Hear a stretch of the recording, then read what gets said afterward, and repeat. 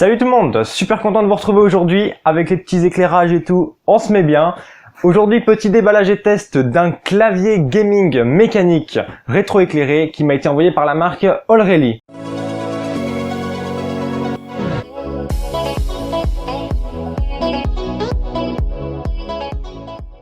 Comme vous le savez déjà sûrement, si vous avez commencé à faire des recherches de clavier gaming ou clavier tout court sur les sites chinois, la plupart sont QWERTY, 98% sont des QWERTY. Donc là, grâce à la marque Allrally, on va pouvoir avoir un clavier en AZERTY. C'est parti, on passe tout de suite au déballage. Petite information pour ceux qui se poseraient la question dès maintenant, ce clavier est à moins de 60 € sur Amazon. Sur cette petite pochette blanche qui fait largement penser au petit colis chinois donc qu'on reçoit, ça vient de Chine, c'est stocké dans les entrepôts Amazon. Ensuite Amazon nous les envoie, mais ils se prennent une petite commission au passage. Donc quand ça vient direct de Chine, c'est comme ça, ils posent l'étiquette avec notre adresse et nous l'envoient. C'est pour ça que l'emballage est bien défoncé parce qu'il n'y a pas de protection de mousse là-dessus. Il y a marqué Allrally K643 clavier de jeu mécanique new parce que c'est le tout dernier clavier qu'ils ont sorti.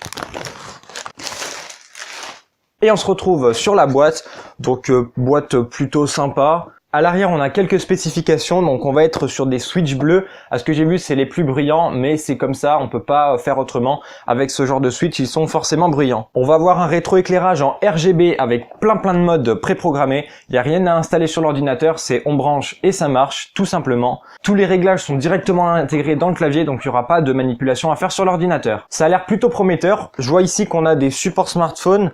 Ça a l'air d'être en aluminium, donc on passe tout de suite au reste du déballage. C'est parti. Et boum, on se retrouve sur le bureau. Alors directement on tombe sur la notice. Il va falloir vraiment prendre le temps de la lire. En plus elle est vraiment très courte et elle explique très clairement comment se servir des boutons imprime écran et FN pour gérer un peu tous les modes de luminosité qu'on pourrait avoir. On va aussi retrouver quelques petites erreurs de traduction quand même plutôt rigolotes. Par exemple, il nous préconise de ne pas mettre de l'eau humide sur le clavier. Voilà, n'hésitez pas à m'appeler lorsque vous aurez trouvé de l'eau sèche. Alors on se reconcentre sur le clavier, donc déjà la première chose dès qu'on le prend en main, c'est qu'on voit qu'il est quand même plutôt lourd, ce qui est une bonne chose pour un clavier comme ça. Il doit faire entre 700 et 800 grammes. Toute la coque à l'avant est en aluminium, le câble tressé bien épais, autant dire qu'au niveau solidité, il n'y a rien à craindre, sauf si vous êtes une espèce de gros rageux qui a tendance à détruire tout son matériel à chaque crash kit.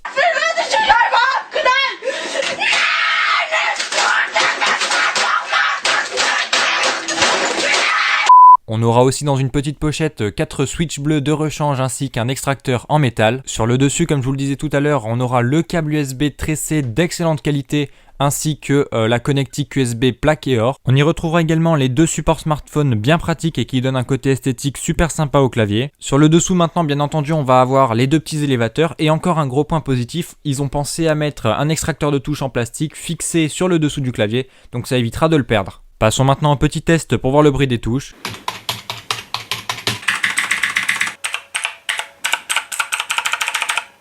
Bon, c'est clair que ce n'est pas le truc le plus discret, mais je m'attendais quand même à pire étant donné que sur YouTube, il y a des gars qui disent que vous réveillez les gens des pièces à côté. Donc c'est quand même un peu exagéré. Il faut être certain que c'est quand même beaucoup plus brillant qu'un clavier à membrane simple. Ça fait à peu près le bruit d'une machine à écrire. Mais après, il faut aussi voir au niveau de la sensation d'écriture lors de l'utilisation, c'est vraiment le top. On sent vraiment chaque touche qui se fait actionner, donc là on est certain d'avoir cliqué et donc que l'action demandée a bien été réalisée. Alors passons maintenant au branchement. Dès que vous connectez le câble au PC, on a une sorte de petite introduction qui se fait, donc c'est plutôt sympa. Elle se fera également à chaque démarrage de votre ordinateur. Ensuite, boum, ça se remet automatiquement sur les réglages que vous aviez laissés lors de la dernière utilisation. J'ai aussi tenté de retirer quelques touches, donc avec l'extracteur à l'arrière, il n'y a aucun problème, c'est vraiment très facile. J'avais jamais fait ça, pourtant direct du premier coup, ça marche sans problème. Il n'y a aucune difficulté à ce niveau-là. On va maintenant passer aux différentes fonctions sur l'éclairage. Le clavier a 8 couleurs plus un mode multicolore.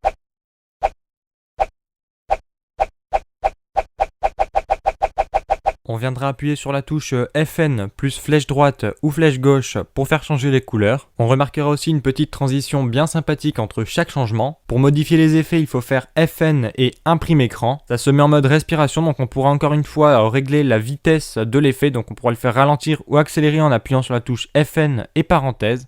Ensuite, il y aura aussi le mode goutte d'eau, donc dès que vous touchez quelque part, ça fait une sorte d'onde qui se propage. Voilà pour mes préférés. Après, vous en avez quand même plein d'autres comme l'arbre de Noël ou bien une ligne qui descend, voilà, tout en bas du clavier, qui remonte, qui redescend. Voilà, ça fait tout le temps la même chose. Donc voilà, je vous laisse sur ces images. En conclusion, je trouve le clavier vraiment superbe, que ce soit au niveau du rapport qualité-prix qui est carrément excellent, ou même de l'esthétique que je trouve très très bon, ça fait un petit peu entre le gaming et la bureautique, c'est vraiment un truc que j'aime bien.